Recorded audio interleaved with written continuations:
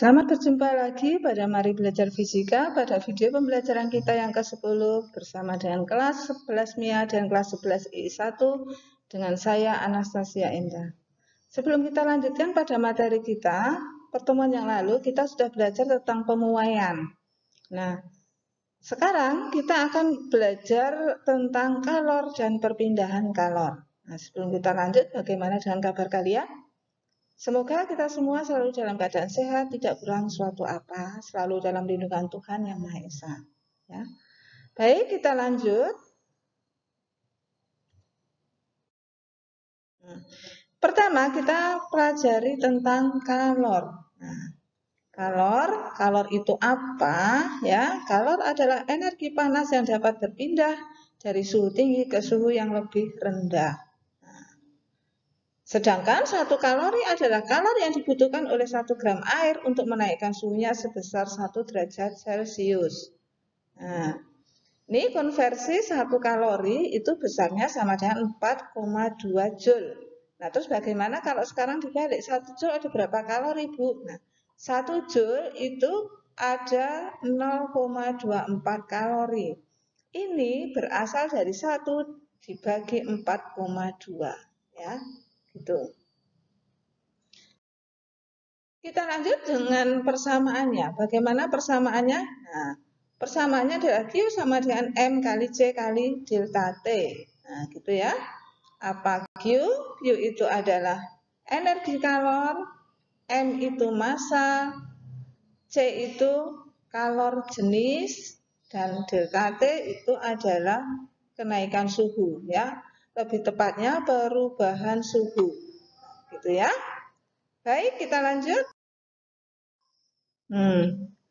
Yang kedua, asas Black.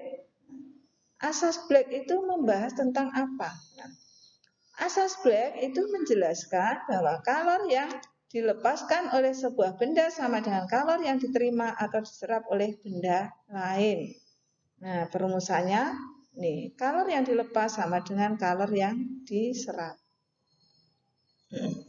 Selanjutnya kita pelajari tentang kalor jenis. Apa itu kalor jenis? Ya, kalor jenis adalah banyaknya kalor yang dibutuhkan oleh 1 kg zat supaya suhunya naik atau turun sebesar 1 derajat Celcius atau 1 Kelvin. Sama, boleh ya. Nah, perumusannya ini. Ini dari rumus kalor tadi, Q sama dengan M kali C kali delta T, maka kita peroleh C sama dengan Q dibagi M kali delta T. Nah, gitu ya. Nah, keterangannya nanti ya, jadi satu sekalian. Nah, sekarang kita lanjut pada kapasitas kalor. Apa itu kapasitas kalor? Nah, kapasitas kalor adalah kemampuan suatu benda untuk menerima atau melepaskan kalor sehingga dapat menaikkan atau menurunkan suhu benda sebesar 1 derajat Celcius atau 1 Kelvin. Perumusannya C, ini C huruf kapital ya. Kalau jenis tadi C huruf kecil, ini huruf kapital sama dengan Q per T, per delta T. Kenapa bisa, Bu? Karena C itu sama dengan massa dikali kalor jenis. Nah, ya. Nah, perubahan wujud. Perubahan wujud itu pertama ada gas, kemudian ada padat, ada cair. Bagaimana perubahan dari padat menjadi cair? Itu namanya mencair. Sebaliknya dari cair ke padat itu namanya membeku. Nah, sekarang bagaimana kalau dari gas ke cair? Itu namanya mengembun. Dan dari cair ke gas itu namanya menguap. Nah, bagaimana dari padat ke gas atau sebaliknya? Ini sama ya, peristiwanya disebut menyublim. Nah, ini SD kita sudah pernah belajar ini ya, jadi kita hanya sekilas saja. Baik, kita lanjutkan. Perpindahan kalor. Perpindahan kalor itu ada 3 cara. Yang pertama secara konduksi, yang kedua konveksi, yang ketiga radiasi. Kita bahas yang pertama dulu konduksi. Nah, konduksi itu perpindahan kalor yang bagaimana?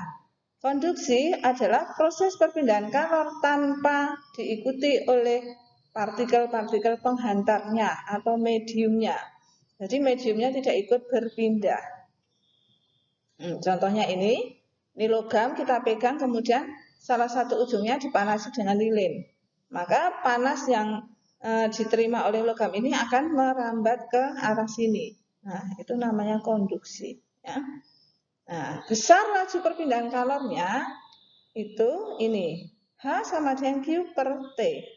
Nah, H ini juga boleh sama dengan K kali A kali delta T per L. K ini adalah konduktivitas termal, A ini luas penampang, delta T ini perbedaan suhu, dan L ini adalah panjang. Ya, baik, kita lanjut. Keterangannya. Nah, ini ada K, ada H, ada A, ada delta T, kemudian L panjang bata, ada Q kalor yang berpindah, T waktu.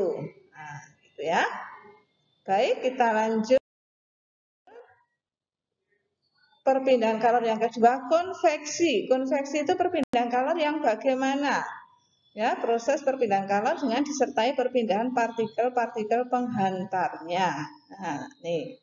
Ini contohnya air dalam wadah dipanaskan, ini wadah kaca ya, jadi kita bisa melihat ini seperti ada gelembung-gelembung yang naik, kemudian juga kalau kita amati seperti ada sesuatu yang bergerak naik atau berjalan naik ya, gitu. Nah, perumusannya sama H sama dengan Q per T, tetapi di sini bedanya adalah ini H sama dengan H kecil dikali A kali delta T. Ini adalah koefisien konveksi termal, ya, koefisien konveksi termal. Nah, yang terakhir, ketiga, radiasi. Radiasi adalah proses perpindahan kalor dalam bentuk gelombang elektromagnetik. Nah, contohnya radiasi sinar matahari ya. Nih, ini boleh nih api unggun. Kalau kita duduk di seputaran api unggun, kita akan ikut merasakan panas. Nah, panas dari radiasi api ini. Nah, perumusannya sama, bedanya di sini. H sama dengan E kali to kali A kali T pangkat 4. Apa ini? Nah, di sini keterangannya. E itu adalah emisivitas benda, besarnya 0, antara 0 sampai dengan 1. Tetapi khusus untuk benda hitam sempurna itu emisivitasnya sebesar 1. Ya, khusus benda hitam sempurna. Nah, to ini adalah tetapan Stefan Boltzmann, nilainya ini, nilainya tetap ya, tidak berubah. T itu suhu benda. Nah, A tadi bisa ditambahkan ya, luas. Nah, luas daerah yang terkena radiasi. Nah, pertemuan kita kali ini sampai di sini. Kita ketemu lagi minggu depan pada video berikutnya. Terima kasih. Ingat selalu jaga kesehatan.